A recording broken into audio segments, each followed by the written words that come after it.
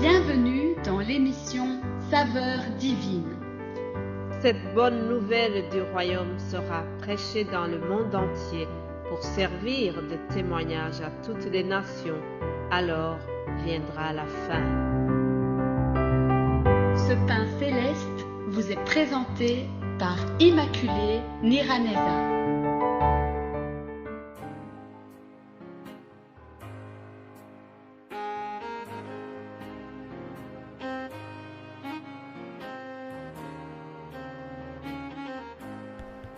Shalom, shalom, mes bien-aimés de Dieu, que la paix de Christ soit avec vous. Je bénis l'Éternel qui me donne ce nouveau jour pour venir vous partager la parole de Dieu. Je le remercie parce qu'hier, notre sœur Odette nous a exhorté à ne pas s'inquiéter et nous allons continuer dans la même lancée. Et j'espère que nous serons tous bénis. Alléluia. Je remercie le Seigneur pour les serviteurs et les servantes qui œuvrent pour le royaume de Dieu au travers la saveur divine. Que toute la gloire lui revienne. Alléluia. Je vous propose de commencer par le psaume 27. David dit ceci. L'Éternel est ma lumière et mon salut. De qui aurais-je crainte? L'Éternel est le soutien de ma vie. De qui aurais-je peur? Quand les méchants s'avancent contre moi pour dévorer ma chair, ce sont mes persécuteurs et mes ennemis qui chancellent et tombent. Voilà, chers amis, ça c'est une déclaration de la foi que David avait. David avait pris conscience que l'Éternel assure sa sécurité à 100%. Dans le message de notre sœur Odette, elle a évoqué la pyramide des besoins, la pyramide de Maslow qui nous parlait des besoins. Alors, dans cette pyramide, on voit un besoin de sécurité. Et donc, l'être humain a besoin de se sentir en sécurité. Lorsque notre sécurité est menacée, nous fuyons. C'est ainsi que nous avons des personnes qui ont fui leur pays, qui sont partis à l'étranger parce qu'ils se sentaient menacés. Ils n'avaient pas assez de sécurité dans leur pays. Ça existe. Et donc, David se rend compte que l'Éternel assure sa sécurité et il a déclaré cela. Alléluia. Il a dit, l'Éternel est ma lumière et mon salut. De qui aurais-je crainte? Ceci n'est pas le sujet du jour. Je voulais juste souligner que David a réfléchi et il s'est dit qu'il ne doit pas s'inquiéter pour sa sécurité. Alors, continuons le thème d'aujourd'hui. J'ai donné comme titre « L'inquiétude, c'est un virus qui attaque notre foi ». Faites attention parce que quand je dis foi, il ne s'agit pas de l'organe de foi. Non, c'est la foi. Notre croyance et notre confiance en Dieu peut être altérée si nous avons l'inquiétude. Voyons ensemble ce qui s'est passé pour les disciples qui étaient dans une barque. L'Évangile selon Matthieu, chapitre 4, nous lisons ce passage où Jésus a apaisé la tempête. Lisons au nom de Jésus-Christ. Ce même jour, le soir, Jésus leur dit, « Passons sur l'autre bord. » Après avoir renvoyé la foule, ils l'amenèrent dans la barque où il se trouvait. Il y avait aussi d'autres barques avec lui. Il s'éleva un grand tourbillon et les flots se jetaient dans la barque au point qu'elle se remplissait déjà. Et lui, il dormait à la poupe sur le coussin.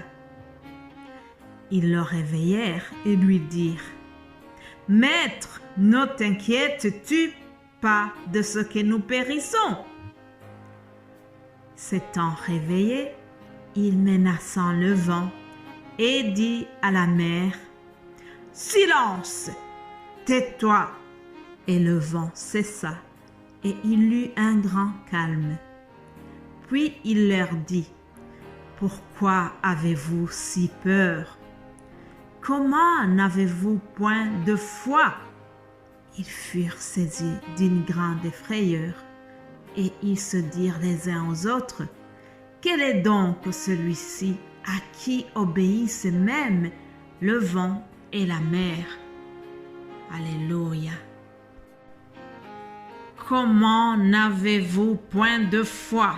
C'est une question que Jésus pose aux disciples lorsqu'ils se réveillent en plein milieu de cette tempête. Mais bien-aimés de Dieu, les disciples étaient avec Jésus. Les disciples étaient avec celui qui est maître de la nature, celui qui a créé la mer, celui qui domine les tempêtes. Mais les disciples ne se sont pas rendus compte que celui-là était fort malgré les miracles qu'il avait déjà opérés devant leurs yeux lorsqu'ils étaient dans la barque avec lui et qu'il y a eu la tempête. Les disciples, tout d'un coup, se sont inquiétés. Normal. Nous aussi, il y a des fois où nous avons des tempêtes dans nos vies. Oui, les tempêtes ne manquent pas.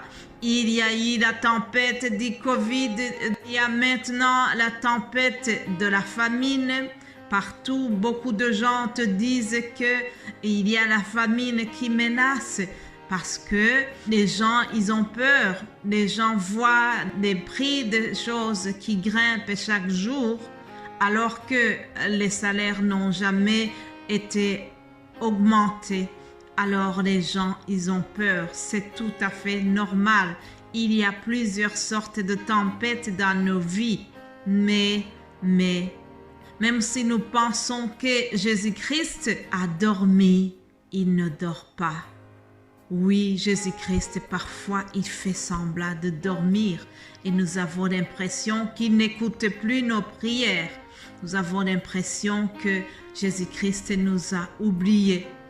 Alors, comme les disciples, parfois, on le réveille en lui disant « Maître, ne t'inquiètes-tu pas du fait que ça fait des années que je prie pour telle ou telle autre chose et que ma prière n'est pas encore exaucée.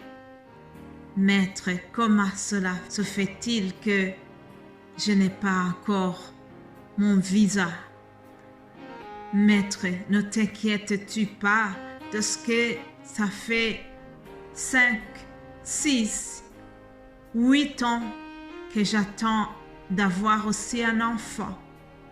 Maître, ne t'inquiètes-tu pas de ce que je n'ai pas encore été exaucé? Mais bien-aimés de Dieu, il y a des fois où toutes choses semblent se déchaîner autour de nous.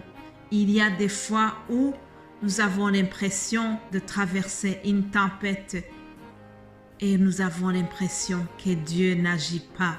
Et pourtant, même quand tu as l'impression qu'il ne fait rien, Jésus-Christ est toujours au contrôle. Nous ne devons pas perdre la foi. Nous voyons que Jésus a reproché aux disciples de ne pas avoir la foi. Pourquoi avez-vous si peur? Comment n'avez-vous point de foi? Ça, c'est la question que Jésus pose. Autrement dit, il leur reproche que leur foi a vacillé lorsqu'ils ont vu la tempête. Mais bien-aimés de Dieu, ne perdez pas de la foi. Que notre foi reste ferme. Mais bien-aimés de Dieu, nous devons garder la foi. Remettons notre sort à l'Éternel et il nous soutiendra. Il ne nous laissera jamais car c'est sa promesse. Il a dit que si nous remettons notre sort à lui, il va nous soutenir, il ne va jamais nous abandonner. Il ne laisse jamais chanceler le juste. Alléluia. Je voudrais terminer en vous exhortant encore que notre inquiétude ne vienne jamais altérer notre foi en Dieu. Gardons confiance en lui. Oui, il est fidèle et il prend soin de nous. Alléluia. Passez une excellente journée. Nous allons continuer demain par la grâce de Dieu. Alléluia. Amen.